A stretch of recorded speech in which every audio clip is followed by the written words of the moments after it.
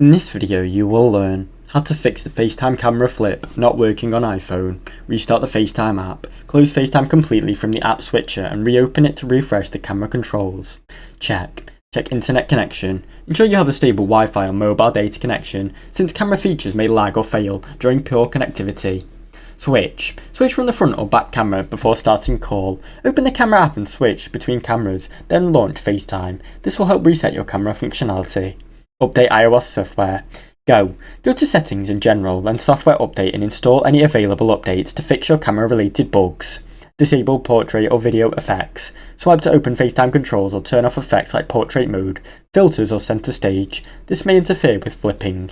Restart your iPhone. Power off and turn it back on to clear any temporary system glitches affecting the camera switching. Now you know how to fix the FaceTime camera flip not working on iPhone.